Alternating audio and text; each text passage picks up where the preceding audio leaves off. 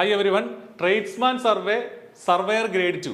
Technical education ഡിപ്പാർട്ട്മെന്റിലേക്കുള്ള tradesman survey പരീക്ഷയും അതുപോലെ തന്നെ സർവേയർ ഗ്രേഡ് 2 കേരള വാട്ടർ അതോറിറ്റിയിലേക്കുള്ള സർവേയർ ഗ്രേഡ് 2 ഈ രണ്ട് പരീക്ഷകളും ഒറ്റ ദിവസമാണ് നടക്കുന്നത്. അതായത് ഒരു പരീക്ഷയായിട്ടാണ്, ഒരേ സിലബസ് അനുസരിച്ച് ഒറ്റ പരീക്ഷയായിട്ടാണ് നടത്തുന്നത് എന്നുള്ളത് മെയ് മാസത്തിലെ PSC കലണ്ടറിൽ വന്നിട്ടുണ്ട്. അപ്പൊ കാറ്റഗറി നമ്പർ പറയുകയാണെങ്കിൽ 418/2023 ട്രേഡ്സ്മാൻ സർവേ. നമുക്കറിയാം ട്രേഡ്സ്മാൻ പോസ്റ്റുകൾ ടെക്നിക്കൽ എഡ്യൂക്കേഷൻ വിങ്ങിലേക്കാണ് ട്രേഡ്സ്മാൻ പോസ്റ്റുകൾ വരിക. അതേസമയം കാറ്റഗറി നമ്പർ 683/2023 അവസാനമൊക്കെ നമ്മൾ അപ്ലൈ ചെയ്ത ഒരു പരീക്ഷയാണിത്.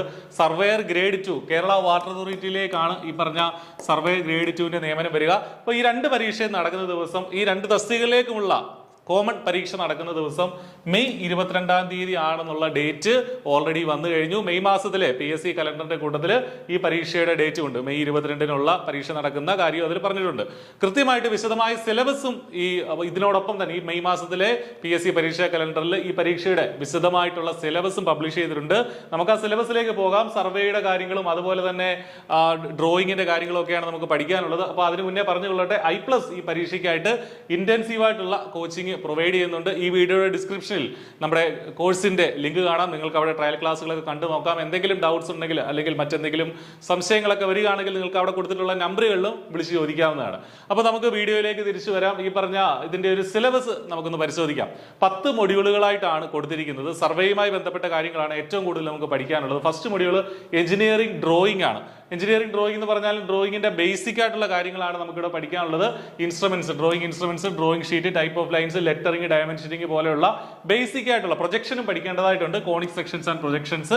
അപ്പോൾ എഞ്ചിനീയറിംഗ് ഡ്രോയിങ്ങിന് സാധാരണ നമ്മൾ ഇത്തരം പരീക്ഷകൾക്ക് പഠിക്കുന്ന കാര്യങ്ങളൊക്കെ തന്നെ ഇവിടെയും പഠിക്കേണ്ടിയിരിക്കുന്നു. അതിന് 10 മാർക്കാണ് എഞ്ചിനീയറിംഗ് ഡ്രോയിങ് എന്നുള്ള മൊഡ്യൂളിനുള്ളത്. രണ്ടാമതുള്ളത് ചെയിൻ സർവേ ആണ്. എല്ലാ സർവേയുടെ പരീക്ഷകൾക്കും ബേസിക് ആയിട്ട് വരുന്ന ഒരു പാർട്ട് തന്നെയാണ് ചെയിൻ സർവേ.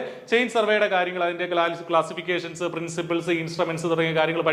അത്യാവശ്യം നല്ലൊരു മാർക്ക് വെയിറ്റേജ് ഉണ്ട്. 12 മാർക്കാണ് ചെയിൻ സർവേക്ക് കൊടുത്തിരിക്കുന്നത്. അത് കഴിഞ്ഞിട്ട് വിവിധ തരത്തിലുള്ള സർവേകളുടെ കൂട്ടത്തിൽ കോമ്പസ് സർവേ വരുന്നുണ്ട്. കോമ്പസ് സർവേക്കും 12 മാർക്ക് തന്നെ നമുക്ക് കാണാൻ സാധിക്കും. കോമ്പസ് സർവേയുടെ വിവിധ വശങ്ങൾ, എല്ലാ കാര്യങ്ങളും നമ്മൾ ഇതുമായിട്ട് ചേർത്ത് വെച്ച് പഠിക്കണം.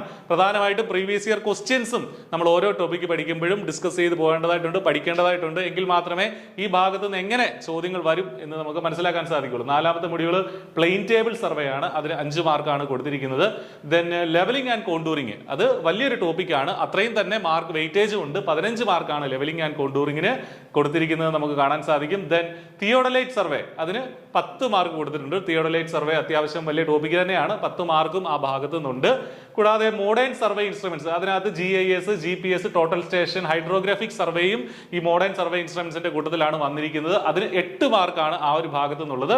ദെൻ ഓട്ടോകാഡിന്റെ ബേസിക് ആയിട്ടുള്ള കാര്യങ്ങൾ നമുക്ക് പഠിക്കേണ്ടതായിട്ടുണ്ട്. 8 മാർക്ക്. ടൂൾസ്, അതുപോലെ ബേസിക് കമാൻഡ്സ്, 2D ഡ്രാഫ്റ്റിംഗ് തുടങ്ങിയ കാര്യങ്ങളാണ് പഠിക്കാനുള്ളത്. വലിയ ഡീപ്പായിട്ടൊന്നും പോകേണ്ടതില്ല. ബേസിക് ആയിട്ടുള്ള ഓട്ടോകാഡിന്റെ കാര്യങ്ങളാണ്. 8 മാർക്കാണ് അതിൽ കൊടുത്തിരിക്കുന്നത്.